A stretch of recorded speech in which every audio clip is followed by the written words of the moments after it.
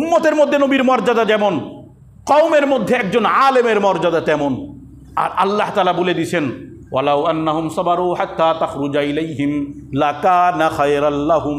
ইবনে আব্বাস রাদিয়াল্লাহু তাআলা উনি কোরআনের একটা আয়াতে কোনো জায়গায় একটা খটকা লাগছে কিরাত সম্পর্কে, তাজবিদ কিরাত, কোরআনের এই কিরাত সম্পর্কে একটা খটকা লাগছে। সাহাবাদের মধ্যে সবথেকে বড় কারি ছিলেন উবাই ইবনে কাব রাদিয়াল্লাহু তাআলা, কারিউল কুররা। তো ভর দুপুর কাইলুলার সময়, বিশ্রামের সময় ভর দুপুর রওনা করছেন। এলেমের পিপাসা, গরম, আরবের গরম তো বলছি, আগে একদিন বর্ণনা দিয়েছি যে প্রচুর পরিমাণ, এই জন্য আরবরা ওই সময় ঘুমাইতো, বিশ্রাম নিত। ওই সময় ওরা কাজ করতো না, ফজরের পরে কাজ করতো আর মাগরিবের আগ দিয়ে কাজ করতো। এর বাকি মাঝখানে, দিনের মাঝখানে 10টা থেকে নিয়ে একবারে 2টা-3টা পর্যন্ত এরা বাহিরে বের হইতো না। তো ওই ভর দুপুরে রওনা করছেন ওই কোরআনের ওই আয়াতটা জানার জন্য।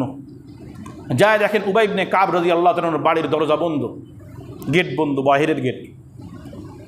তো ডাকেন না ডেকে পাশে একটা গাছের ছায়া বসে আছেন। যতই গাছের ছায়ায় বসুক না কেন, যে প্রচণ্ড গরম, সুন্দর চেহারা, রসুলের ভাই না, রসুলের চাচাতো ভাই না, তার চেহারাটা কেমন হবে?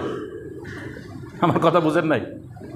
রসুলের বংশের চেহারাগুলো এখন যারা বর্তমানে যারা রসুলের বংশধররা আসে আমাদের বাংলাদেশে মাঝে মধ্যে, চেহারার দিকে তাকায় দেখেন। আর তো রসুলের একদম কাছাকাছি, তখন রসুলের চাচাতো, আপন চাচাতো ভাই, রোদের মধ্যে বসে আছেন, কষ্ট হচ্ছে। যখন জোহরের আজান হয়েছে, উবাই ইবনে কাব বাড়ির থেকে বের হয়েছেন। বের হয়ে দেখেন দরজার পাশেই রোদের নিচে ছায়া, রোদের মধ্যেই ছায়াতে বসে আছেন আব্দুল্লাহ ইবনে আব্বাস। উবাই ইবনে কাব কিন্তু বুড়া মানুষ, বয়স হয়ে গেছে। আর ইবনে আব্বাস বয়সে ছোট, ওনার থেকে অনেক ছোট বয়সে। ইবনে আব্বাসকে দেখে বলছেন, আল্লাহু আকবার, আপনি কেন বাহিরে বসে আছেন? আপনার চেহারা দেখে মনে হচ্ছে আপনি অনেক আগে আসছেন, আমাকে ডাকেন নাই কেন? ভাই, আমি একটা আয়াত জানার জন্য আপনার কাছে আসছি। তো আপনি কত আগে আসছেন? তো আমি বেশ আগে আসছি, কিন্তু আপনাকে ডাকি নাই। যদি বিয়াদবি হয়ে যায়? কি হয়ে যায়?